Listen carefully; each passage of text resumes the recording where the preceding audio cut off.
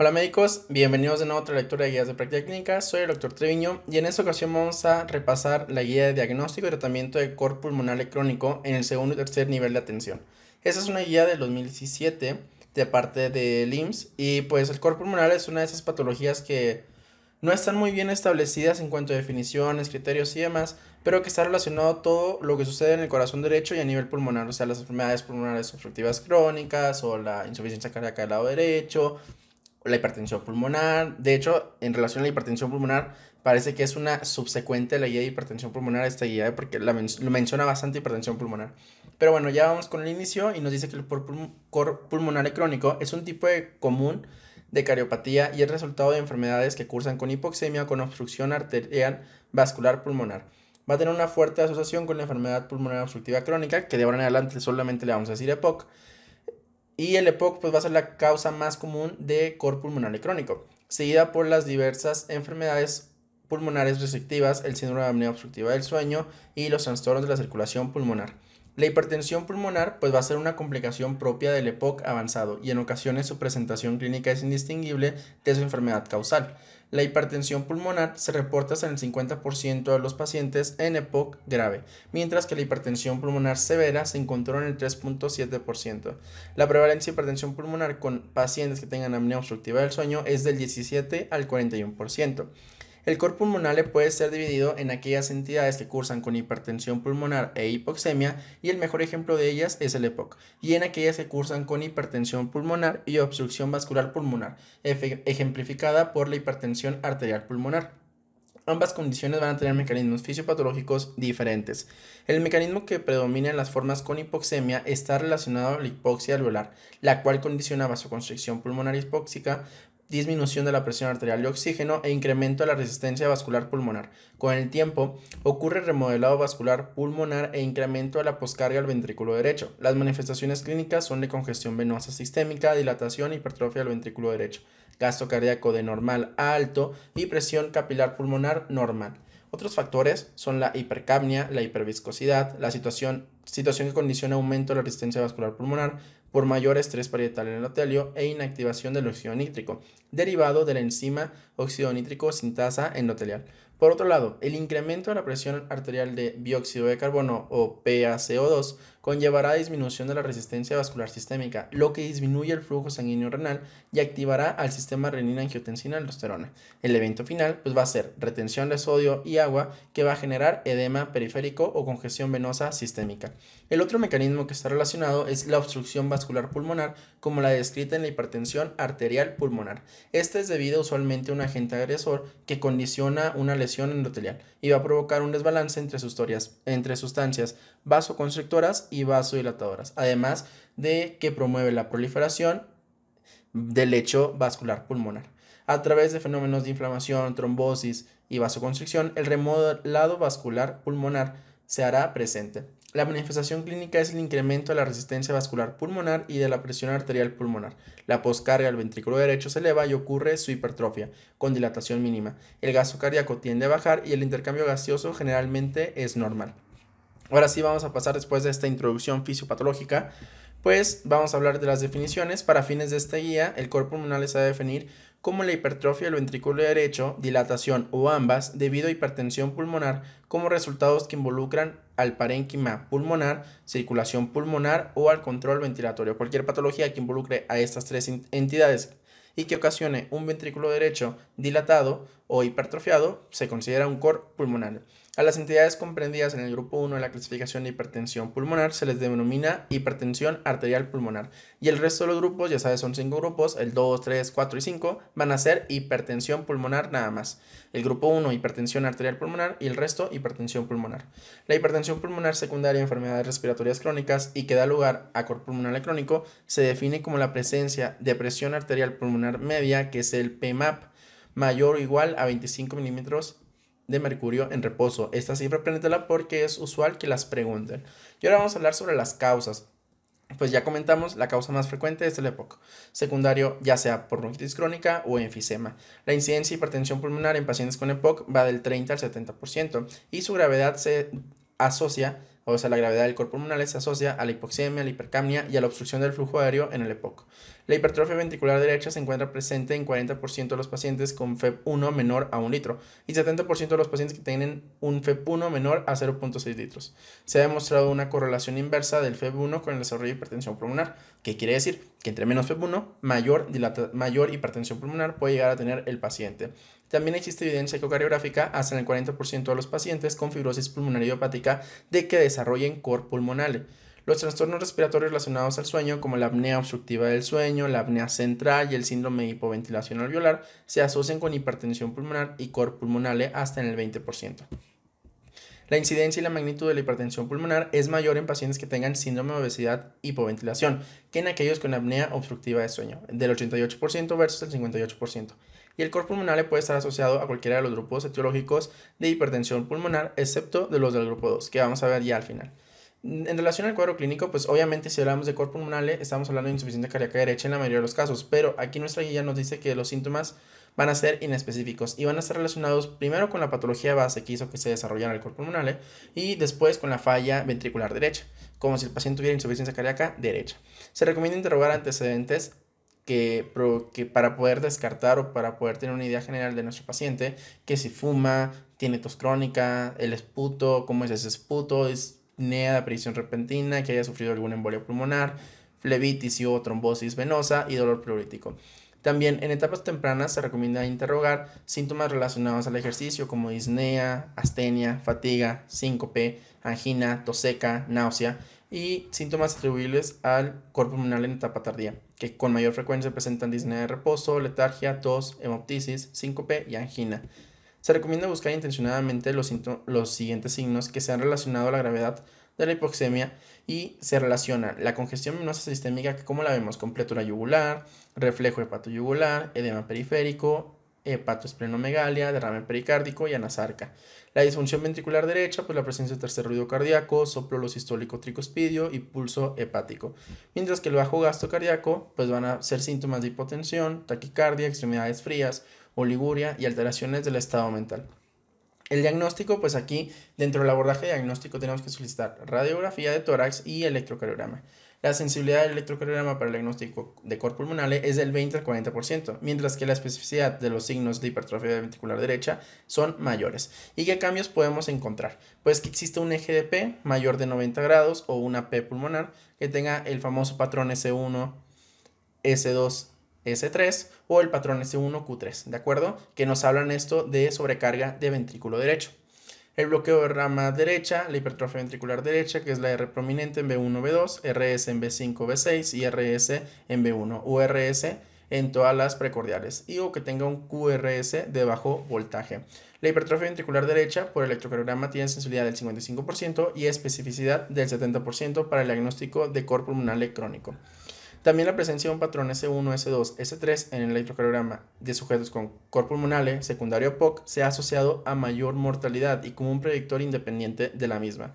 Igualmente, el eje de P mayor de 90 grados y también las arritmias supraventriculares. Con estas últimas pueden ocurrir en fases avanzadas de la enfermedad y es común observar flutter o fibrilación auricular, la cual se presenta hasta en el 25% de los pacientes cuando se les hace un seguimiento a 5 años.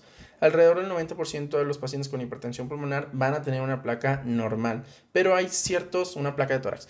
Pero hay ciertos datos en la placa de tórax que nos pueden ayudar a evidenciar la presencia de hipertensión pulmonar, como la presencia de crecimiento ventricular derecho o el aumento o el del diámetro de las ramas descendentes de la arteria pulmonar.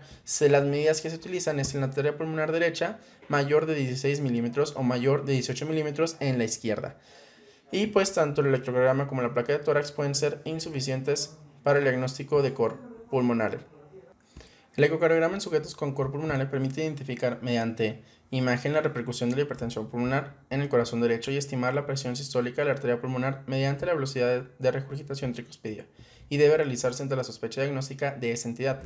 Los datos obtenidos por ecocardiografía, como pueden ser la velocidad de regurgitación tricuspidia más la presencia de signos ecocardiográficos sugestivos de hipertensión pulmonar, van a permitir estratificar la probabilidad de la hipertensión pulmonar, ya sea en baja, moderada y alta, y que esto obviamente va a tener utilidad tanto diagnóstica, terapéutica y pronóstica. En el examen se recomienda un análisis cuantitativo del cambio del área fraccional, del TAPSE, que es la excursión sistólica del anillo tricuspidio, la velocidad de la onda S del anillo tricuspidio por Doppler trisular y el índice de desempeño miocárdico del ventrículo derecho, que se conoce como índice DT. También el cálculo de la presión sistólica de la arteria pulmonar, que se conoce o lo vas a ver en el ecocardiograma con el reporte como PSAP, se basa en la velocidad pico de regurgitación tricuspidia de acuerdo a una ecuación que se conoce como ecuación de Bernoulli, simplificada, y esta estima la presión auricular derecha. El cálculo de la presión auricular derecha por ecocardiografía se basa en el diámetro de la vena cava inferior y su variación con la respiración. Y se puede estimar con la vena cava inferior, si mide menos de 21 milímetros y se colapsa más del 50%, que estamos ante una presión de 3 milímetros de mercurio, de 0 a 5. Y si la vena cava inferior mide más de 21 milímetros y el colapso es menor del 50%, pues hablamos de una presión aproximada de 15, de 10 a 20 milímetros de mercurio. En la EPOC, las pruebas de función pulmonar van a mostrar obviamente una obstrucción irreversible del flujo aéreo, mientras que los gases arteriales vamos a encontrar una PaO2 o una presión arterial de oxígeno disminuida y de dióxido de carbono aumentada o normal, mientras que el gammagrama pulmonar de ventilatorio perfusorio nos va a servir en casos de que estemos sospechando de enfermedad pulmonar tromboembólica, porque tiene una alta sensibilidad comparada con la angiotomografía. También la TACAR nos va a ayudar para ver parénquima pulmonar en el diagnóstico de las enfermedades intersticiales y en el enfisema.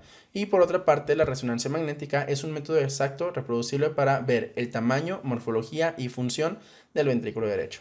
Por último, el cateterismo cardíaco derecho nos va a servir para evidenciar la presión venosa central y telediastólica del ventrículo derecho si se encuentran elevadas.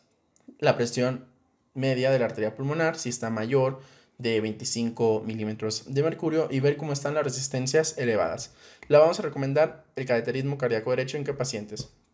Pacientes con signos y síntomas de cor pulmonale en quienes las pruebas no invasivas no son diagnósticas o resulten normales y nos sostengamos alta sospecha. Pacientes que quieren descartar patología del corazón izquierdo.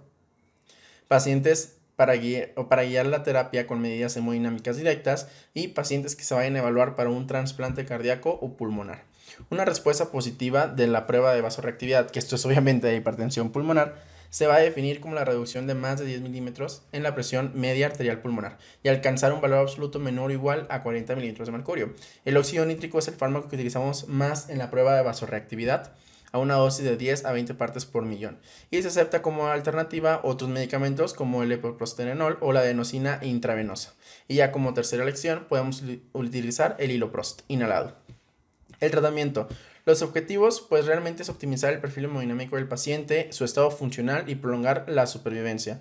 Hay ciertas medidas no farmacológicas, entre las que pues son todas las para insuficiencia cardíaca principalmente y para EPOC o SAOS, ¿de acuerdo? Entonces tampoco no nos vamos a centrar en esto. Y vamos a continuar que a todos los pacientes que tienen cor pulmonales, si son mujeres, que eviten embarazarse, que se vacunen como si fuesen un EPOC en influenza y neumococo y se les ofrezca terapia psicológica. También que se les administre oxígeno cuando esté indicado y que recuerda que el oxígeno debe durar al menos 15 horas al día o más. Algunos dicen 16, otros dicen 14, pero aquí la guía para cor pulmonar nos está diciendo 15 horas. Y la terapia con oxígeno, ¿cuándo la damos? Cuando el paciente, ya en largo plazo, obviamente, su PaO2 es menor de 60 milímetros de mercurio o su saturación es menor del 88%. Y también, obviamente, se recomienda corregir la anemia o la deficiencia de hierro. Y ya pasamos con el tratamiento farmacológico, que pues va totalmente encaminado a hipertensión pulmonar. Van a existir 5 grupos farmacológicos: los bloqueadores de canales de calcio, los antagonistas de receptor de nutelina, donde tenemos la ambrisentan, bosentan y macitentan, los inhibidores de la fosfodiesterasa 5, sildenafilo, taladafilo, vardenafil, los estimulantes de la glunilato ciclasa, como el riociguat, los análogos de la prostaciclina, el epoprostenol, el iloprost, etcétera, ¿no? Se recomienda el tratamiento diurético solamente si tenemos datos de falla cardíaca derecha y signos de retención hídrica, como el edema agudo de pulmón, el edema de las extremidades y todo eso, ¿no? Se recomienda considerar el tratamiento con anticoagulantes orales en HAP idiopática, HAP hereditaria y hipertensión pulmonar, crónica tromboembólica, ¿de acuerdo? La administración de medicamentos bloqueadores de los canales de calcio va a depender de la respuesta positiva a la prueba de vasorreactividad pulmonar y se va a recomendar para los pacientes que tengan hipertensión arterial, pulmonar y idiopática, o sea, todos aquellos que se incluyan en el grupo 1. Si en el seguimiento el paciente continúa con una clase funcional de la OMS 1 o 2, que vamos a ver al final en los cuadros, con mejoría hemodinámica del corazón derecho, se recomienda continuar con bloqueadores de canales de calcio. En el paciente con hipertensión arterial pulmonar, con tratamiento con bloqueadores de canales de calcio, pero que su clase funcional de la OMS está progresando a 3 o 4, se recomienda ya iniciar con vasodilatadores pulmonares. Y pues se recomienda el uso de fármacos inhibidores de la fosfodiesterasa 5 como monoterapia, ya que han demostrado mejorar los síntomas clínicos, parámetros hemodinámicos y tendencia en la mejoría de la supervivencia. No se ha demostrado reducir la mortalidad o los efectos adversos serios. Pueden ser utilizados estos medicamentos como el sildenafilo en la clase funcional 2, 3 y 4 como monoterapia. Por su parte, los antagonistas del receptor de la anatalina pueden incrementar la capacidad de ejercicio, mejorar y prevenir el deterioro de la clase funcional, reducir la disnea, o sea, mejorar la sintomatología propiamente del paciente.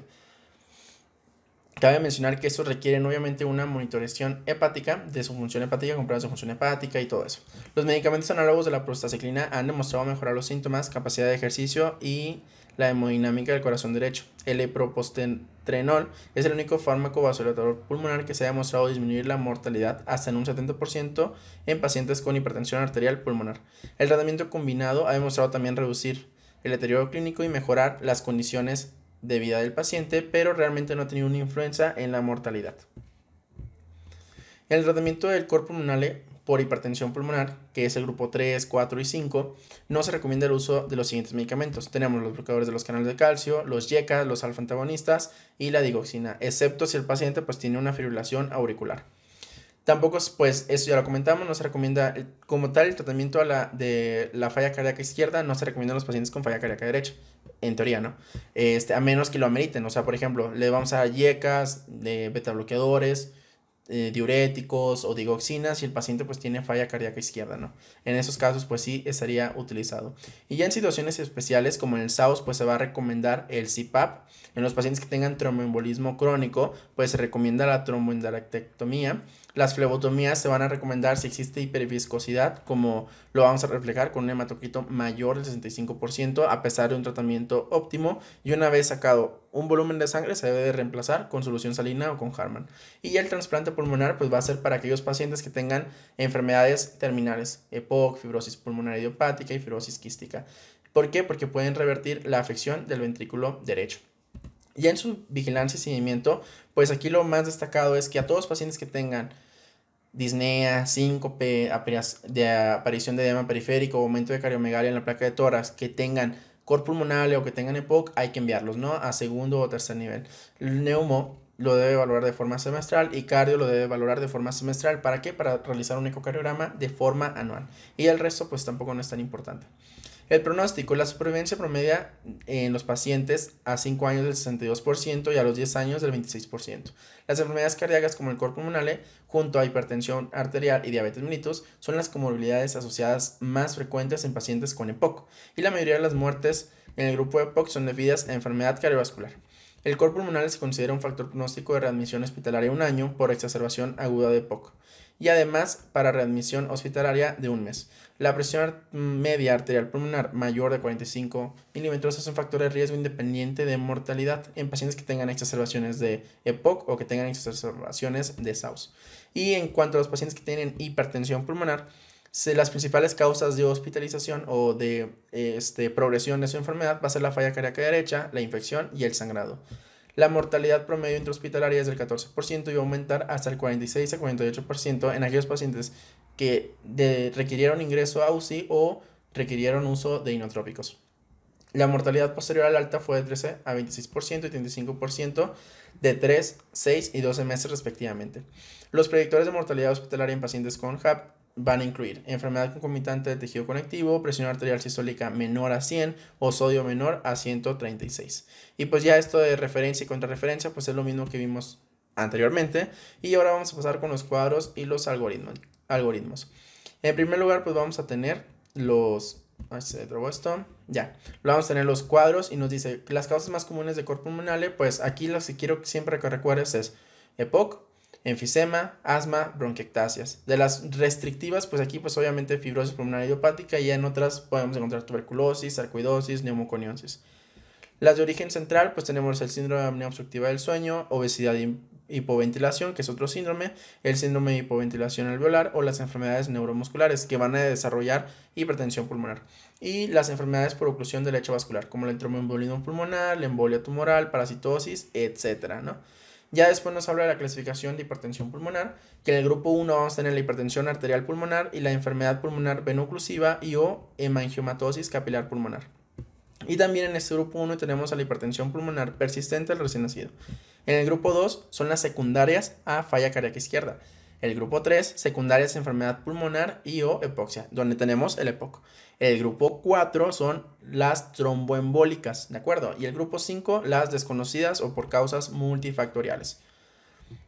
Vamos a tener ciertos signos que van a estar presentes en el cor pulmonar crónico, que van a ser los de la falla cardíaca derecha, el cuello, la ingurgitación yugular, en el pulmón estertores crepitantes, derrame pleural, disminución del ruido respiratorio, en el corazón soplo diastólico de origen pulmonar, taquicardia, hipotensión, soplo sistólico de origen tricuspidio, en el abdomen hepatomegalia, reflujo hepatoyugular o abdominoyugular, en el renal oliguria, en las extremidades inferiores edema periférico y extremidades frías.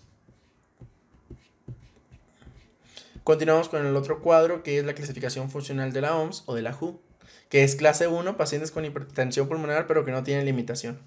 En la clase 2 tienen limitación leve de la actividad física. En la clase 3, limitación marcada de la actividad física, pero no les pasa nada estando en reposo. Y la clase 4 es aquellos que tienen reposo. Si te das cuenta, es la misma clasificación de la NIJA, ¿sí? Es la misma y es la misma que tienen los pacientes que tienen angina inestable de la CSS, ¿sí? O sea, es lo mismo. Vamos ahora con los algoritmos. En el algoritmo primero es para el diagnóstico. Tenemos o sospechamos de un paciente que puede llegar a tener cor pulmonar, hacemos historia clínica y vemos que tiene antecedentes de enfermedades pulmonares, EPOC, SAUS, TEP, HAP o HP, ¿no? Y hay que ver si tiene síntomas tempranos, síntomas tardíos o signos, ¿no? Una vez que buscamos todo esto, solicitamos exámenes de laboratorio, electrocardiograma y rayos X. Vemos los posibles hallazgos electrocardiográficos, puede ser normal, puede tener P pulmonar, eje eléctrico a la derecha, hipertrofia ventricular derecha, bloqueo de rama o fibrilación auricular. Y los de los rayos X es que tengamos que esté normal, recuerda que hasta el 90% son normales, dilatación arterial pulmonar, podamiento de vasos periféricos, crecimientos de cavidades derechas cardíacas o evidencia de enfermedad pulmonar obstructiva, ¿no? Después vemos si existen datos sugestivos o persiste sospecha de cor pulmonar. Si es así, hacemos un ecocardiograma para buscar datos sugestivos de hipertensión pulmonar y vemos la probabilidad intermedia o alta de hipertensión arterial pulmonar. Si es una probabilidad baja o no tiene datos sugestivos nuestro paciente de cor pulmonar, o sea, los síntomas y los signos clínicos, pues hay que hacer diagnósticos diferenciales, ¿cierto? Pero si la probabilidad es alta de hipertensión arterial pulmonar, hay que hacer pruebas complementarias. Pruebas de función respiratoria, gases pulmonares, polisomnografía, angiotac o TAC de alta resolución y gammagrafía pulmonar, ventilación, perfusión.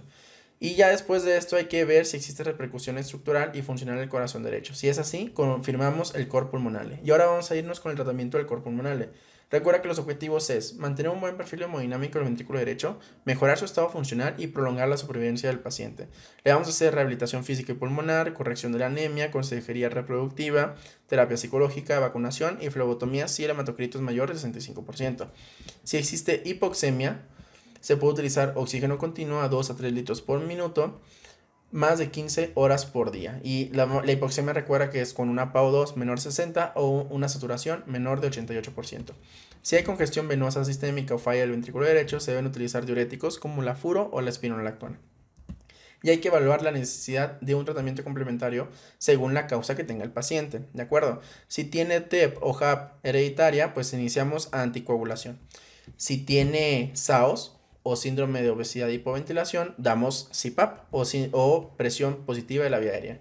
Si es secundaria enfermedad cardíaca izquierda, pues damos tratamiento óptimo de la insuficiencia cardíaca izquierda, que es con diuréticos, beta bloqueadores y IECAS, ¿verdad? Ya se me está olvidando el otro. O sea, Espiro, metoprolol o cualquier beta bloqueador y IECAS. Y si el problema es pulmonar, pues damos su tratamiento de la patología de base y optimizamos el uso de oxígeno. Recuerda que tiene que ser mayor de 15 horas al día para que tenga reducción de la mortalidad. Ya en los pacientes, después de haberles hecho todo esto, si ameritan realizar un cateterismo derecho por si tienen una hipertensión arterial pulmonar, hereditaria, idiopática o por fármacos, hay que ver su prueba de vasorreactividad, ¿no? Pues ya de una vez que estamos ahí. Si la tiene positiva, damos calcioantagonistas como tratamiento. Si la tiene negativa, vamos a dar vasodilatadores pulmonares específicos. Y bueno, con eso terminamos la guía de práctica clínica de cor pulmonar crónico. Es una guía extensa. Aquí es donde hablamos de las problemáticas de la fisiopatología de las enfermedades que hay resultados. Por ejemplo, esta guía siento que se centró muchísimo más en hipertensión arterial pulmonar, pero es parte del tratamiento propiamente del cor pulmonar, porque está totalmente relacionado una cosa con la otra. Bueno, espero que te haya servido la guía, que te haya gustado. Lo más importante a recalcar pues es la hipertensión arterial pulmonar y que el EPOC va a estar aquí siempre metido, ¿no? Entonces, esto en esos pacientes es importante siempre valorar todo, ¿no? O sea, un paciente que tenga EPOC hay que valorar su estado funcional y cómo está respondiendo con los medicamentos que se les ha estado administrando y tratar de propiciar que se realicen una espirometría para ver cómo está su clase funcional, ¿no? Que es lo que no nos habla la guía.